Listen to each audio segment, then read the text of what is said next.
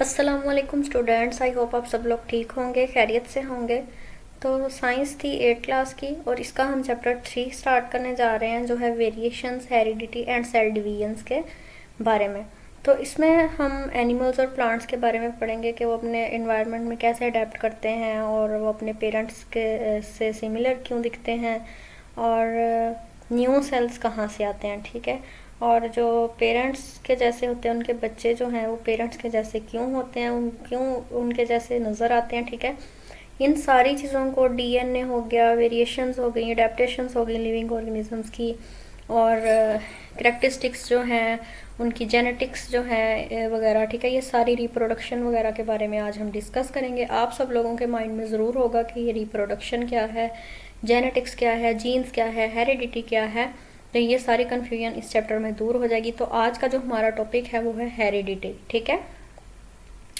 तो स्टार्ट करते हैं। इम्पोर्टेंट पॉइंट्स जो होंगे उनको हम साथ साथ हाईलाइट करते जाएंगे। ड्यूरिंग रिप्रोडक्शन, रिप्रोडक्शन क्या होता है? दोबारा से कोई चीज़ प्रोड्यूस होना, बनना, ठीक है, कोई चीज़ बनना। During reproduction living things pass on their characteristics to their offspring. जब ह्यूमंस के अंदर, लिविंग थिंग्स के अंदर रिप्रोडक्शन हो रही होती है तो उनकी करेक्टरिस्टिक्स उनके बच्चों में, यानी ऑफ स्प्रिंग जिसको बोल सकते हैं हम, उनमें जो है वो पास कर जाती हैं, ठीक है, उनमें चली जाती हैं। This is the reason that babies look like their parents. यही वजह होती है कि जो बच्चे होते हैं वो अपने पेरेंट्स के जैसे नज़र आते हैं, ठीक है। Plants grown from seeds resemble there parent plants. अब हम किसी भी पौधे का जो बीज लेते हैं, ठीक है, फॉर एग्ज़ाम्पल अगर हम गुलाब का पौधा उगाना चाहते हैं, ठीक है, उसका बीज हमने लिया और उसको उगाया है, तो वो सेम उसी गुलाब के जैसा होगा, ठीक है। तो उसका पेरेंट प्लांट जो था उसी के जैसा वो उसके साथ रिजेंबल करेगा। The transmission of characteristic from parents two of spring is called heredity. अब खसूसियात जो हैं, करेक्टरिस्टिक्स जो हैं, उनका ट्रांसमिट होना, पेरेंट्स से ऑफस्प्रिंग में ट्रांसमिट होना, इसको हम कहते हैं, इस जो टर्म को कहते हैं हेरिडिटी, ठीक है। कि कोई भी खासियत है वो पेरेंट्स से ऑफस्प्रिंग में चली गई है, ट्रांसमिट हो गई है, तो उसको हम कहते हैं वो है हेरिडिटी, ठीक है। The characteristics such as colour of eyes, skin colour, hair colour, free और attached ear lobes, height, intelligence, etc, ठीक है, are examples of characteristics that are transmitted from parents to offsprings and are called hereditary characteristics. इनको hereditary characteristics भी बोल सकते हैं। और ये करेक्टरिस्टिक्स क्या होंगी कि जो बेबी होगा, ऑफस्प्रिंग होगा, या फिर हम कह सकते हैं साइंस की ज़ुबान में कि आइज़ का कलर अपने पेरेंट्स के जैसा होगा, या स्किन का कलर, या हेयर कलर, या फिर फ्री और अटैच्ड ईयर लोब्स। हमारे कान की ये जो नीचे लुएँ हैं, ठीक है, जहाँ पे इयररिंग्स भी पहनती हैं लड़कियाँ, वो जो होती हैं अक्सर लोगों की तो साथ जो फेस के साथ मतलब अटैच होती हैं, कुछ की अलग होती हैं, ठीक है। तो वो एयर लोब्स जो होती हैं या तो वो अपने पेरेंट्स पे जाएंगी, ठीक है। हाइट उनकी और उनकी जहानत, ये सारी करेक्टरिस्टिक्स जो हैं ये पेरेंट्स ऑफस्प्रिंग में जाएंगी, और इन सारी करेक्टरिस्टिक्स को कहते हैं हेरिडिटरी करेक्टरिस्टिक्स, ठीक है। यहाँ तक आई होप आपको अच्छे से समझ आई होगी। आगे है life in all organisms, every character of their structure, function, metabolism and behaviour is programmed and controlled by a set of instructions.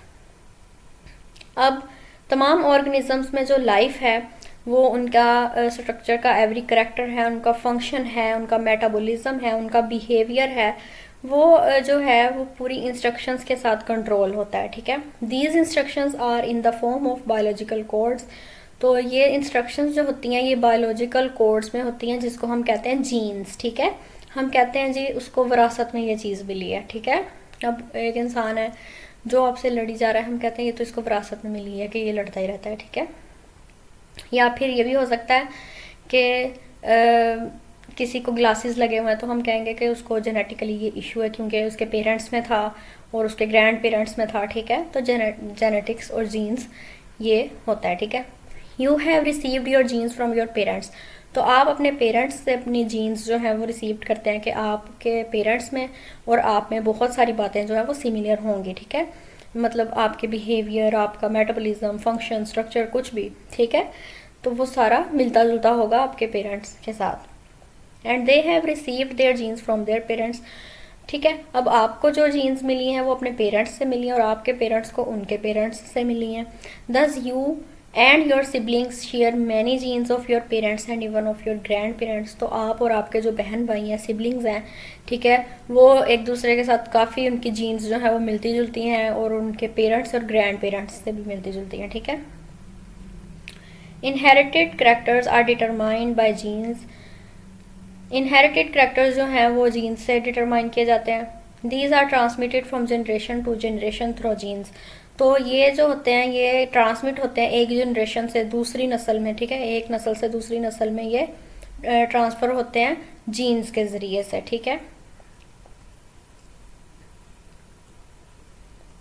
Inherited characters. ठीक है, तो heredity is the way genes transmit characteristics. Heredity एक तरीका है जिससे jeans जो है वो ट्रांसमिट करते हैं characteristics to from parents to offspring, यानी उनके पेरेंट्स में जो कैरेक्टरिस्टिक्स होंगी वो ऑफस्प्रिंग में ट्रांसमिट हो जाएंगी। किसके ज़रिए से? हेरिडिटी के ज़रिए से। तो the word genetics is derived from genes. जो वर्ड जेनेटिक्स है ये डिराइव हुआ है किस वर्ड से? जीन्स से। ठीक है, genetics is the science of heredity. Genetics हम कहते हैं हेरिडिटी की साइंस को। Gene is the basic unit of biological information. Biological information का बेसिक यूनिट जो है वो जीन कहलाता है। Genetics deal with transfer of biological information in the form of genes from parents to offspring. और genetics जो है वो हम इस बात को कहते हैं कि कोई भी बायोलॉजिकल इन्फॉर्मेशन जो है वो पेरेंट्स से उसके ऑफस्प्रिंग में जो है वो ट्रांसफ़र हो गई है। ठीक है, तो उसको हम कहेंगे कि जेनेटिक्स, इसको हम बोलेंगे। ठीक है, that is from generation to generation, के एक नस्ल से दूसरी नस्ल से तक या नस्ल दर नस्ल वो बात चली आ रही है। ठीक है, तो नेक्स्ट, अच्छा यहाँ पे आपको एक्टिविटी भी दी हुई है कि comparing hereditary characteristics. Closely observe your own body features. आपने अपने बॉडी फीचर्स यानी अपने जिस्म की साख्त को देखना है, उनको ऑब्जर्व करना है, as well as those of your parents, और अपने वालदैन की भी देखना है। ठीक है, ग्रैंड पेरेंट्स की भी देखना है, बोथ मैटरनल एंड पैटर्नल, के अपनी दादी दादा नानी नाना, ठीक है, सबका। Brothers and sisters, record your observations in the table. फिर आपने इस टेबल में वो इन्फॉर्मेशन रिकॉर्ड जो है वो करनी है। तो सबसे पहले कैरेक्टरिस्टिक आपने देखना है कि हेयर स्ट्रेट और करली, आपके बाल स्ट्रेट हैं या करली हैं। ठीक है, तो अब यहाँ पे श्योर सेल्फ के आपके बाल कैसे हैं। ठीक है, अब मैं अपने बारे में यहाँ फिल करती हूँ तो आपको बताती हूँ साथ साथ। तो मेरे बाल जो हैं वो ना ज़्यादा स्ट्रेट हैं और ना ही ज़्यादा करली हैं, नॉर्मल से हैं। ठीक है, तो मतलब बहुत ज़्यादा करली भी नहीं है, बहुत ज़्यादा स्ट्रेट भी नहीं है, नॉर्मल से मेरे बाल हैं। तो मेरे फादर के भी उसी तरह के हैं जिस तरह के मेरे हैं, लेकिन मेरी मदर के सिल्की हैं और स्ट्रेट हैं। ठीक है, मेरे बाल सिल्की नहीं हैं। मेरी सिस्टर के मुझसे थोड़े से ज़्यादा कर लिए हैं, और मेरे ब्रदर के, मेरे एक भाई के मेरे जैसे हैं और एक भाई के सिल्की हैं। ठीक है, ग्रैंड पेरेंट्स जो हैं उनका मुझे इतना अच्छे से नहीं पता। ठीक है, इसको स्किप कर देते हैं, हम यहाँ तक रहते हैं, लेकिन आपको अगर पता होगा तो आप इसको भी फिल करें। ठीक है, आई कलर। ठीक है, अब ब्लू ब्राउन ब्लैक, अब आपने आई कलर डिस्कस करना है। अब मेरा जो आई कलर है वो है ब्राउन। ठीक है, ना इतना ज़्यादा ब्राउन है ना ब्लैक है, और दरमियाना सा है। ठीक है, मेरे फादर का ब्राउन है, मदर का ब्लैक आई थिंक, और सिस्टर का भी ब्राउन मेरे जैसा है, और मेरे भाइयों का भी ब्राउन ब्लैक मिक्स सा है। ठीक है, तो लेकिन मेरे एक भाई का ब्लैक है। उसके बाद है कॉम्प्लेक्शन, फेयर विटिश डार्क। अब डार्क तो नहीं है हमारी स्किन टोन, बहुत ज़्यादा फेयर भी नहीं है, और गंदमी रंगत कह सकते हैं। ठीक है, वैसी है। और मेरे फादर की भी, मेरी मदर की भी, मेरी सिस्टर की भी, मेरे ब्रदर्स की भी और मेरे ग्रैंड पेरेंट्स की भी, सबकी रंगत साफ़ है। ठीक है, हाइट जो है अब हाइट की बात आती है तो मेरी हाइट मीडियम। ठीक है, मीडियम, और बाकी सब मेरे घर वालों की टॉल है, लेकिन मेरी मदर की हाइट जो है वो मीडियम है। ठीक है, बाकी सबकी टॉल है। ओके हो गया। तो जैसा कि अब आपको मैंने फिल किया, अपनी इन्फॉर्मेशन दी, तो उससे क्या साबित हुआ। अच्छा, हाइट मैं बताती चलूँ कि मेरी जो है वो कम है। ठीक है, मीडियम है। मेरे फादर की टॉल, मदर की मीडियम, सिस्टर की टॉल, ब्रदर की टॉल, ठीक है। ग्रैंड पेरेंट्स जो हैं उनमें पैटर्नल ग्रैंड पेरेंट्स, ठीक है, तो उनमें उनकी मेरी जो दादी हैं उनकी मीडियम है, दादा की भी मीडियम ही है, और ग्रैंड पेरेंट्स में मेरी नानी की मीडियम या शॉर्ट कह सकते हैं, ठीक है, लेकिन मेरे नाना अबू की टॉल थी, जिसकी वजह से मेरे बहन भाइयों की टॉल है लेकिन मेरी नहीं है, ठीक है। तो ये कहाँ से जीन्स मिली? मेरे नाना अबू से, ठीक है। कहाँ से इनको हाइट मिली? ठीक है, देखें इस तरह से जीन्स जो है वो ट्रांसफ़र होती हैं। अब आपको अच्छे से समझ आई होगी इस एग्जांपल से, ठीक हो गया। अच्छा, नेक्स्ट है we know that children possess many features similar to those of their parents.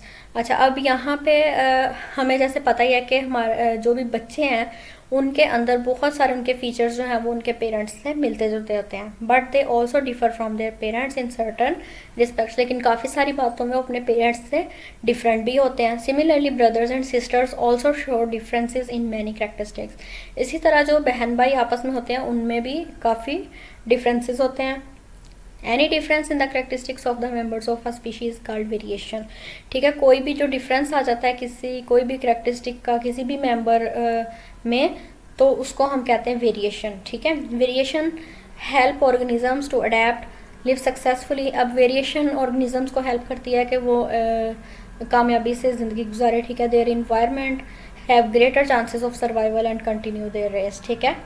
तो फिर वो आसानी से वहाँ इन्वायरमेंट में रह सकते हैं, अडेप्ट कर सकते हैं अपने इन्वायरमेंट को और सर्वाइव करेंगे और अपनी रेस में कंटिन्यू रहेंगे। रेस यानी ज़िंदगी की दौड़ में, ठीक है, ये कह सकते हैं। तो यहाँ तक आज का हमारा टॉपिक था, बहुत इंटरेस्टिंग था और मैंने बहुत आसान लफ्ज़ों में आपको समझाया है। आई होप सो आपको अच्छे से समझ आई होगी, इसमें कोई मुश्किल वाली बात नहीं है, ठीक है। और यहाँ पे एक्टिविटी 3.1 भी है, what characteristics are common between you and your brothers and sisters. आपके बहन और भाइयों में क्या कैरेक्टरिस्टिक्स सिमिलर हैं, ठीक है, कॉमन है, आप लोगों में कौन सी बात कॉमन है? आप मुझे कमेंट करके इन सवालों के जवाब ज़रूर दीजिएगा, ठीक है, मुझे अच्छा लगेगा।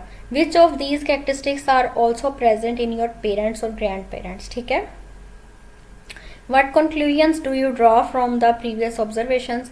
पिछली ऑब्जर्वेशन से आपने क्या नतीजा निकाला? What characteristics are transfer from parents to offspring are called, ठीक है। जो कैरेक्टरिस्टिक्स जो है पेरेंट्स ऑफस्प्रिंग में ट्रांसफ़र होती हैं उनको क्या कहते हैं? Which of your body characteristics are different from your brothers and sisters. आपके जिस्म की कौन सी खसूसियत है जो अपने बहन भाइयों से मुख्तलिफ है? What the characteristics which are different in members of family और in the members of species are called, ठीक है। कौन सी कैरेक्टरिस्टिक्स होती है जो फैमिली मेम्बर्स में डिफरेंट होती है या फिर स्पीशीज़ के मेम्बर्स में, ठीक है, तो उसको हम क्या कहते हैं? तो इन सारे सवालों के जवाब आपने मुझे कमेंट करके ज़रूर देने हैं। मुझे अच्छा लगेगा कि आपने अच्छे से सुना है लेक्चर को, गौर से सुना है और समझा भी है, ठीक है। अगर आप इनके आंसर्स दे सकते हैं तो इसका मतलब है कि आपने बहुत अच्छे से समझ लिया लेक्चर को, आपको अच्छे से समझ आ गई है। तो इन सारी डेफिनेशंस जो वेरिएशन हमने पढ़ा है, उसके बाद हमने जीन्स पढ़ा है, जेनेटिक्स पढ़ा है, हेरिडिटरी पढ़ा है, ये सारे इंपॉर्टेंट टर्म्स हैं, ये आपको आनी चाहिए। और ये रिप्रोडक्शन वाले चैप्टर्स जो होते हैं ये बहुत इंपॉर्टेंट है, ये आप 8th क्लास में पढ़े हैं लेकिन नेक्स्ट 9th 10th में भी इंशाल्लाह ये आपके सिलेबस में आएंगे और ये चलते ही रहेंगे जब तक आप ये साइंस बायोलॉजी पढ़ते रहेंगे, ठीक है ना। तो इनको ये बेसिक चीज़ें हैं, आपने इनको अच्छे से याद रखना है। तो वैसे भी ये बहुत इंटरेस्टिंग है। तो अगर आपको वीडियो अच्छी लगी हो तो लाइक करें, चैनल को सब्सक्राइब करना मत भूलें। अगली वीडियो में मिलेंगे, तब तक के लिए अल्लाह हाफिज़।